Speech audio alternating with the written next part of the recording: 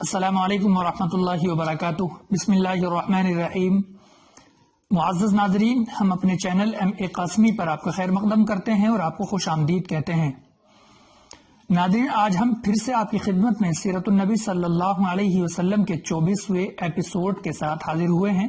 جیسا کہ ہم نے پچھلی گفتگو میں یعنی 23ویں قسط میں یہ بات بتائی تھی کہ اللہ کے نبی صلی اللہ علیہ وسلم جب ہجرت فرما کر مدینہ طیبہ تشریف لے گئے تھے تو آپ نے وہاں پر مسجد نبوی کی تعمیر فرمائی تھی، اور آپ صلی اللہ علیہ وسلم نے مسجد نبوی کی تعمیر اس طریقے سے فرمائی تھی کہ اس کا رخ بیت المقدس یعنی مسجد اقصی کی جانب تھا، کیونکہ کعبے کی جانب رخ کر کر نماز پڑھنے کا حکم اس وقت تک نازل نہیں ہوا تھا، اس لیے مسجد اقصی کی طرف یعنی بیت المقدس کی طرف رخ کر کر اللہ کے نبی صلی اللہ علیہ وسلم اور مسلمان نماز پڑھا کرتے تھے۔ لیکن اللہ کے نبی صلی اللہ علیہ وسلم جب مکہ میں رہتے تھے تو رخ اس طریقے سے کیا کرتے تھے کہ کعبے کی جانب کو بھی رخ رہے اور بیت المقدس کی طرف کو بھی رخ رہے۔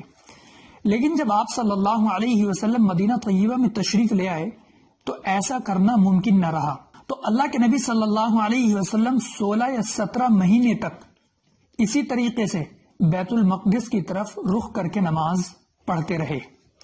لیکن اللہ رب العزت کی جانب سے کعبے کی طرف کو رخ کر کے نماز پڑھنے کا حکم ہوتا، اس سے پہلے اللہ نے اپنے نبی کے دل میں کعبے کی طرف رخ کر کے نماز پڑھنے کا شوق ڈال دیا تھا، ایک داعیہ پیدا کر دیا تھا، اور اللہ کے نبی کے دل میں کعبے کی طرف رخ کر کے نماز پڑھنے کا شوق پیدا ہو چکا تھا، اور آپ بار بار آسمان کی طرف رخ کر کے اس بات کا انتظار کیا کرتے تھے کہ اللہ کی جانب سے کعبے کی جانب رخ کر کے نماز پڑھنے کا حکم کب نازل ہوگا۔ ناظرین، آخر کار جب شعبان کا مہینہ آدھا ہو چلا تھا تقریباً، تو اللہ کی جانب سے کعبے کی طرف رخ کر کے بیت اللہ کی طرف رخ کر کے نماز پڑھنے کا حکم نازل ہو گیا۔ اللہ نے قرآن کریم کے اندر دوسرے پارے میں ارشاد فرمایا، فَوَلِّ وَجْهَكَ شَطْرَ الْمَسْجِدِ الْحَرَامِ، کہ اپنے رخ کو مسجد حرام کی طرف کر لیجئے۔ ناظرین، یہ جو کعبے کی طرف رخ کر کے نماز پڑھنے کا حکم نازل ہوا اللہ رب العزت کی جانب سے، یہ سن 2 ہجری میں ہوا، یعنی ہجرت کے دوسرے سال میں۔ اب جیسا کہ ناظرین ہم نے آپ کو بتایا کہ اللہ کے نبی صلی اللہ علیہ وسلم نے جو مسجد نبوی تعمیر فرمائی تھی، وہ اس طریقے سے تعمیر فرمائی تھی کہ رخ بیت المقدس کی طرف کو تھا۔ اب حکم ہو گیا کہ بیت اللہ کی طرف یعنی کعبے کی طرف رخ کر کے نماز پڑھی جائے، تو مسجد کو اس طریقے سے ترتیب دیا گیا کہ رخ بیت اللہ کی جانب ہو جائے۔ اب اللہ کے نبی صلی اللہ علیہ وسلم نے مسجد کے ساتھ ساتھ ایک جگہ ایسی بھی رکھی تھی جس جگہ پر وہ مسلمان جن کے پاس کھانے پہننے کے لیے کچھ نہ تھا، وہ وہاں پر آ کر قیام فرماتے تھے اور رہتے تھے۔ اس کو صفہ کہتے ہیں وہ جگہ۔ جب آپ اسلام کی تاریخ کو پڑھیں گے ناظرین، سیرت النبی کا مطالعہ کریں گے تو صفہ کا تذکرہ آپ ضرور سنیں گے۔ ناظرین، اسی کا تذکرہ ہم آپ کے سامنے کریں گے کہ آخر یہ صفہ کیا ہے۔ یہ مسجد نبوی کے برابر میں ایک جگہ تھی جو اللہ کے نبی نے چھوڑ دی تھی کہ یہاں پر غریب اور بے سہارا مسلمان آئیں گے اور وہ سہارا پائیں گے اور وہ ٹھکانہ پائیں گے اور وہ اپنے آپ کو بے سہارا نہیں سمجھیں گے۔ ناظرین، اس جگہ کو صفہ کہتے ہیں، اور یہاں پر وہ لوگ رہتے تھے، وہ لوگ آتے تھے جو اپنے فقر پر اور اپنی مصیبتوں پر اور اپنے فاقے پر صبر ہی نہیں کرتے تھے، بلکہ اس حالت پر مالداروں سے زیادہ خوش تھے، یعنی اپنی اس مصیبت بھری زندگی پر بے پناہ خوش تھے۔ ان کا مقصد کیا تھا؟ ان کا مقصد صرف یہ تھا کہ وہ آ جائیں اور صفہ میں آ کر کے پڑھ جائیں اور اللہ کے نبی کا کلام سنیں، اللہ کے نبی کی حدیث سنیں۔ ان کے کان صرف اللہ کے نبی کی حدیث سننے کے لیے وقف ہو چکے تھے، ان کی آنکھیں اللہ کے نبی کے دیدار کے لیے وقف ہو چکی تھی۔ وہ صرف اس انتظار میں رہتے تھے کہ کب اللہ کے نبی کا دیدار ہو اور کب اللہ کے نبی کی ہم کو حدیث سننے کے لیے ملے۔ ناظرین، معلوم ہے ان لوگوں کا نام کیا رکھا گیا؟ ان لوگوں کو کہا جاتا ہے اصحاب صفہ۔ یہ وہ جگہ ہے جو اللہ کے نبی صلی اللہ علیہ وسلم کے چاہنے والوں کے لیے ایک خانقاہ تھی اور ایک مدرسہ تھا، جہاں پر صحابہ کرام اللہ کے نبی صلی اللہ علیہ وسلم سے حدیث سیکھنے کے لیے آتے تھے، حدیث پڑھنے کے لیے آتے تھے، اور ان کے پاس ناظرین کھانے اور پہننے کے لیے کچھ نہیں ہوا کرتا تھا۔ ان کو اس بات کی فکر نہیں تھی کہ ہمیں تجارت کرنی ہے، ان کو اس بات کی فکر نہیں تھی کہ ہم کو کاروبار کرنا ہے، ان کو اس بات کی فکر نہیں تھی کہ ہمیں زندگی کیسے گزارنی ہے۔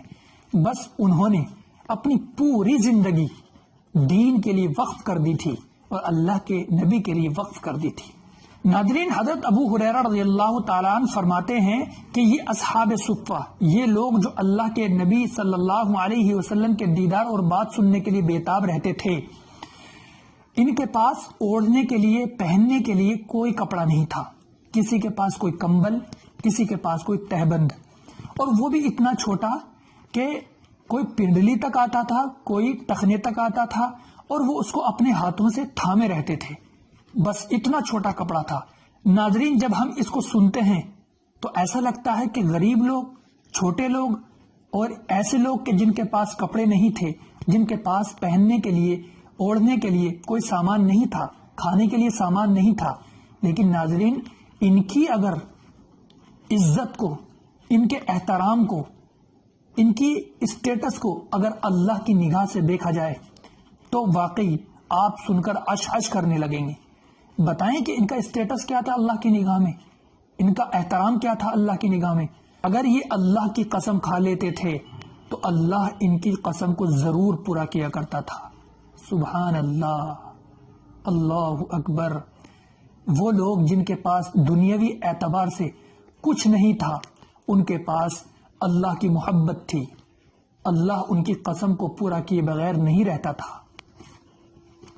حضرت ابو ہریرہ رضی اللہ تعالیٰ عنہ فرماتے ہیں کہ اس وقت ہماری حالت یہ رہتی تھی کہ ہمارے پاس کھانے کے لیے کچھ نہیں رہتا تھا، ہم اپنے پیٹ کو زمین سے لگا دیا کرتے تھے تاکہ زمین کی تری اور زمین کی ٹھنڈک سے ہمارے پیٹ کو سکون ملے اور بھوک کا احساس کم ہو جائے۔ اور یہ بھی بتاتے ہیں کہ ہم پیٹ پر پتھر باندھ لیا کرتے تھے تاکہ ہمارے لیے کھڑا ہونا آسان ہو جائے اور ہم کوئی سکون پا سکیں۔ ناظرین، حضرت ابو ہریرہ رضی اللہ تعالیٰ عنہ فرماتے ہیں کہ ایک مرتبہ مجھے اتنی شدید بھوک لگی کہ میں راستے میں بیٹھ گیا، اور میرے ذہن میں یہ تھی کہ اگر کوئی آئے گا تو میری حالت کو دیکھ کر مجھے کچھ کھانے پینے کے لیے دے دے گا۔ حضرت ابو بکر صدیق رضی اللہ تعالیٰ عنہ وہاں سے گزرے تو حضرت ابو ہریرہ نے ان سے کوئی مسئلہ معلوم کر لیا۔ مسئلہ معلوم اس وجہ سے کیا تھا کہ مسئلہ معلوم ہو جائے گا اور میری حالت دیکھ کر ابو بکر مجھے کچھ کھانے پینے کے لیے معلوم کر لیں گے، لیکن حضرت ابو بکر صدیق رضی اللہ تعالیٰ عنہ نے اس کو نوٹس نہیں کیا، یعنی وہ نہیں جان پائے کہ ابو ہریرہ بہت زیادہ بھوکا ہے۔ اسی طریقے سے حضرت عمر کا گزر ہوا، حضرت عمر رضی اللہ تعالیٰ عنہ نے بھی نہیں جانا کہ ابو ہریرہ بھوک کی شدت سے پریشان ہے، لیکن پھر رحمت للعالمین آقا نامدار، مدینے کے تاجدار، احمد مجتبی محمد مصطفیٰ صلی اللہ علیہ وسلم کا گزر وہاں سے ہوا۔ اللہ کے نبی فوراً دیکھ کے پہچان گئے اور کہا کہ ابو ہریرہ چلو میرے ساتھ آؤ، اور حضرت ابو ہریرہ کو گھر لے گئے۔ دیکھتے ہیں کہ ایک پیالہ رکھا ہوا ہے، اس میں دودھ ہے۔ معلوم کیا کہ دودھ کہاں سے آیا ہے، تو بتایا کہ کسی نے یہ ہدیہ کیا ہے۔ تو اللہ کے نبی صلی اللہ علیہ وسلم نے حضرت ابو ہریرہ رضی اللہ تعالیٰ عنہ سے فرمایا کہ اے ابو ہریرہ، جاؤ سب کو بلا لاؤ، ان لوگوں کو جو صفہ پر حدیث سننے کے لیے، اللہ کے نبی کے دیدار کے لیے پڑے رہتے تھے، ان سب کو بلا لاؤ، یہ اللہ کے نبی نے فرمایا۔ ناظرین، معلوم ہے کون تھے؟ اسلام کے مہمان تھے۔ حضرت ابو ہریرہ کہنے لگے کہ میں نے سوچا کہ ایک پیالہ دودھ اور سب کو اللہ کے نبی نے بلانے کے لیے کہہ دیا ہے تو کیسے کام چلے گا، لیکن اللہ کے نبی کا حکم تھا، بجا لانا ضروری تھا۔ تمام کے تمام لوگوں کو بلا کر کے لے آئے، سب نے دودھ پیا اور بہت ہی سیراب ہو کر کے پیا، تمام لوگوں نے۔ پھر اللہ کے نبی صلی اللہ علیہ وسلم نے فرمایا ابو ہریرہ اب تم پیو۔ حضرت ابو ہریرہ نے پیا، اللہ کے نبی نے فرمایا اور پیو، اور پیا، آپ نے فرمایا اور پیو، ابو ہریرہ رضی اللہ تعالیٰ نے اور پیا۔ آخر کار حضرت ابو ہریرہ رضی اللہ تعالیٰ نے کہا قسم اس ذات کی جس نے آپ کو حق دے کر بھیجا ہے، میرے اندر اب بالکل گنجائش نہیں ہے، میں بالکل سیراب ہو چکا ہوں۔ پھر اس میں سے اللہ کے نبی نے بھی پیا۔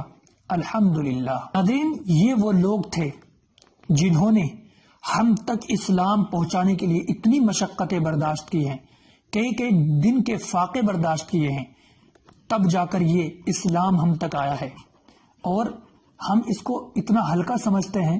اللہ رحم فرمائے۔ حضرت ابو ہریرہ رضی اللہ تعالیٰ عنہ فرماتے ہیں کہ ہم پر وہ وقت ایسا گزرا ہے کہ ہمارے لیے کھانے کے لیے اتنا بھی نہیں ہوا کرتا تھا کہ جس کو کھا کر ہم کمر سیدھی کر لیں۔ ناظرین، اس کے باوجود کبھی بھی صبر کا دامن نہیں چھوڑا، کبھی بھی کوئی شکایت نہیں کی، اتنے خوش اور اتنے راضی رہا کرتے تھے جس کا کوئی ٹھکانہ نہیں۔